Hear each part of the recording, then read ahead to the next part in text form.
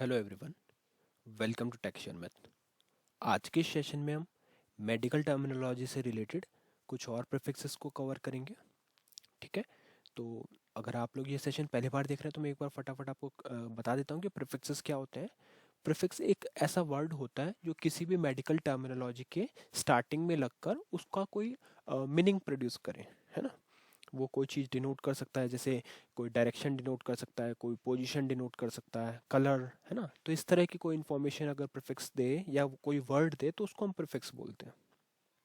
ये तो हमने डेफिनेशन कर ली बात, है ना। अब देखते हैं कि आज इस सेशन में हम क्या डिस्कस कर रहे हैं।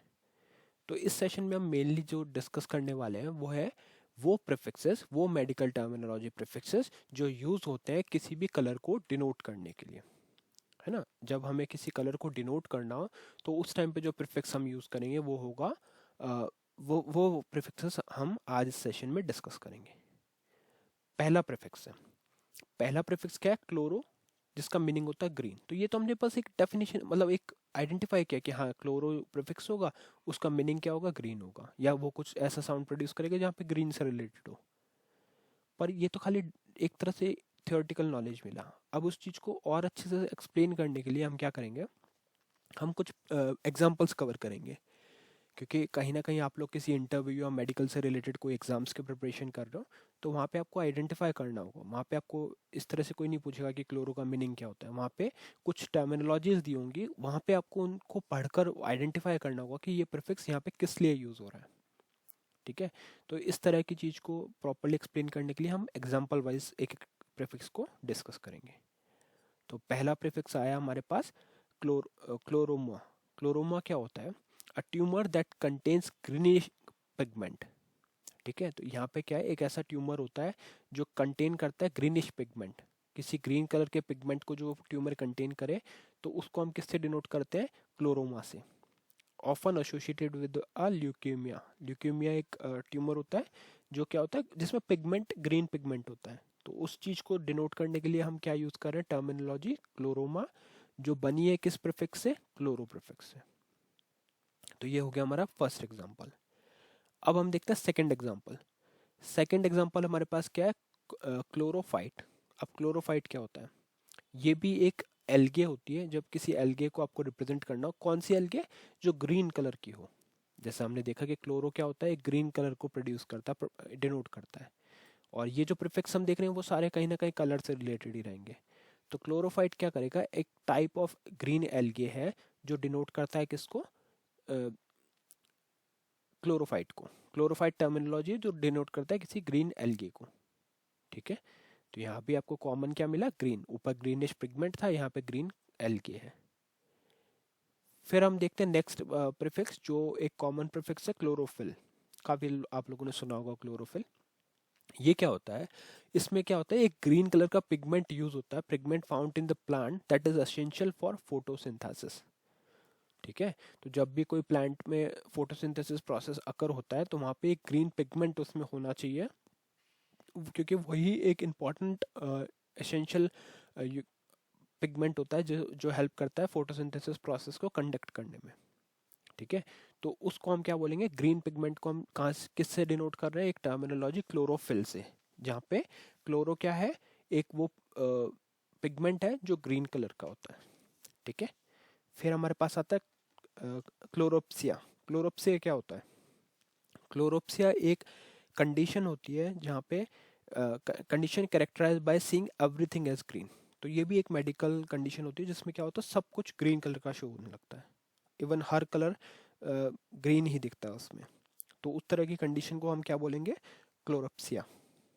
अ condition characterise by seeing everything as a green. तो अब अगर आप इन सब प्रीफिक्सेस के एग्जांपल को वापस से वॉक थ्रू करोगे तो आपको पता चलेगा कि इसमें एक चीज कॉमन है जो है ग्रीन। फर्स्ट एग्जांपल में ग्रीनिश पिगमेंट था, सेकंड एग्जांपल में ग्रीन एल्गे था, थर्ड में फिर से ग्रीन पिगमेंट था जो प्लांट्स में होता है, फोटोसिंथेसिस में हेल्प करता है, और फोर्थ एग्जांपल में एक ऐसी कंडीशन को डिस्कस किया जिसमें हर चीज ग्रीन कलर की शो होती है। तो ये हो गया हमारा फर्स्ट प्रीफिक्स इनके एग्जांपल्स के साथ। अब हम नेक्स्ट प्रीफिक्स देखेंगे। नेक्स्ट प्रीफिक्स है क्रोम या फिर क्रोमैटो। ये भी एक मोस्ट पॉपुलर टर्म है क्रोम और क्रोमेटो, जहाँ पे हम डिनोट करते हैं कलर से रिलेटेड कुछ, है ना, कोई भी चीज़ जो कलर से रिलेटेड हो उसको हम क्रोम या क्रोमेटो से डिनोट करेंगे। ये हो गया डेफिनेशन। अब देखते हैं एग्जांपल, उसी से हमारे को और क्लैरिटी मिलेगी। तो पहला एग्जांपल है क्रोमेटोग्राफी। क्रोमेटोग्राफी क्या होती है? A laboratory technique use for separating and analysing mixtures based on their colours. तो ये एक लेबोरेटरी टेक्निक होती है जहाँ पे क्या किया जाता है, सेपरेट किया जाता है और एनालाइज किया जाता है काफ़ी सारे मिक्सचर्स को कलर्स के बेसिस पे। तो उसको हम क्या बोलेंगे? क्रोमेटोग्राफी। सेकेंड एग्जांपल हमारे पास है क्रोमेटोसाइट। अब क्रोमेटोसाइट क्या होता है? एक सेल होता है दैट कंटेन्स पिगमेंट और कलरिंग मैटर। तो ये एक वो सेल होता है जो कुछ कंटेन करता है पिगमेंट्स को, कलरिंग मैटर को। कलर्ड पिगमेंट हो सकता है, कोई भी कलर हो सकता है, ग्रीन पिगमेंट हो सकता है, कोई भी कलर हो सकता है, बट रिलेटेड टू कलर्स। तो ये एक एग्जांपल हो गया। फिर हमारे पास आता है क्रोमेटोफोर। क्रोमेटोफोर क्या होता है? अ पिगमेंट कंटेनिंग सेल और angle responsible for colouration in organism. तो यहाँ पे फिर से एक पिगमेंट कंटेनिंग सेल होती है जो किस लिए यूज होती है, जो रिस्पॉन्सिबल होती है for a colouration in organism. ठीक है, तो उस चीज को हम किससे डिनोट करेंगे? क्रोमेटोफोर से। फिर हमारे पास आता है क्रोमेटोग्राम। अब क्रोमेटोग्राम क्या होता है?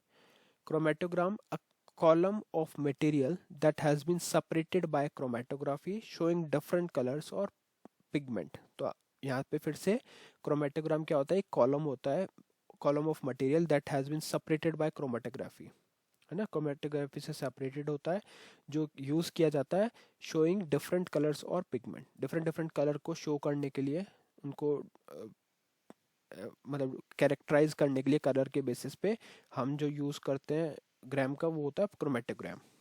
ठीक है, तो अब इन प्रीफिक्सेस को अगर हम वापस से वॉक थ्रू करें तो हमें एक चीज कॉमन मिलेगी, वो है कलर।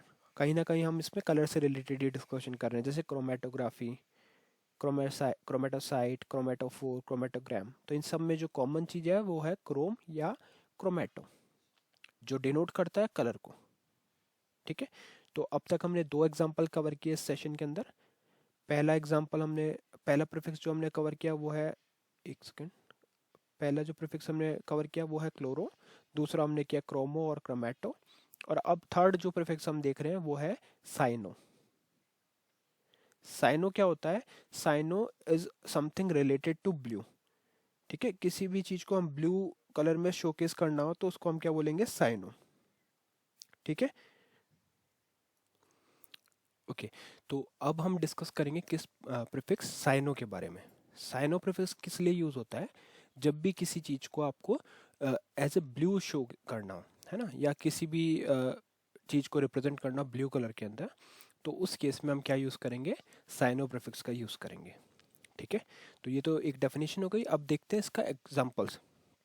तो पहला एग्जांपल हमारे पास है साइनोबैक्टीरिया। क्या होता है साइनोबैक्टीरिया? जब फोटोसिंथेटिक बैक्टीरिया, ये एक ऐसा फोटोसिंथेटिक बैक्टीरिया है that often have blue green pigment. तो इसका पिगमेंट कैसा होगा? ब्लू और ग्रीन कलर का पिगमेंट।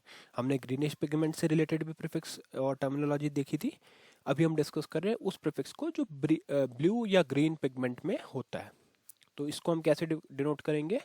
टर्मिनोलॉजी साइनोबैक्टीरिया से, जहाँ पे साइनो प्रीफिक्स है। ठीक है, नेक्स्ट एग्जांपल हमारे पास है साइनोसाइट। अब साइनोसाइट क्या होता है? ये एक ऐसा सेल है जो प्रोड्यूस करता है ब्लू कलर को। तो वो सेल जो प्रोड्यूस करे ब्लू कलर को, उसको हम बोलेंगे साइनोसाइट। सिमिलरली हमारे पास एक और एग्जांपल है साइनोलाइसिस। साइनोलाइसिस क्या होता है? द डिस्ट्रक्शन और breaking down of blue coloured structure.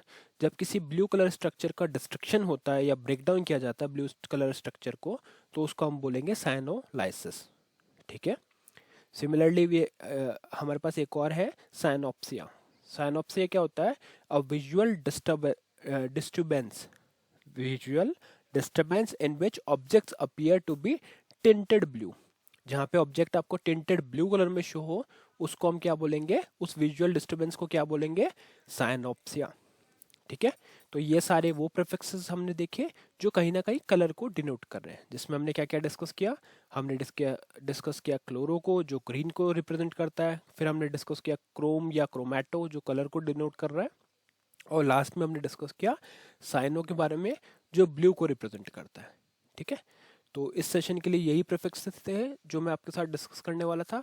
इस सेशन में इतना ही था। और आज का जो क्वेश्चन है वो ये है कि ऐसी कौन सी इंफॉर्मेशन है जो हमें मिलती है प्रीफिक्स रेटिकुलो या स्कॉलियो से। ठीक है।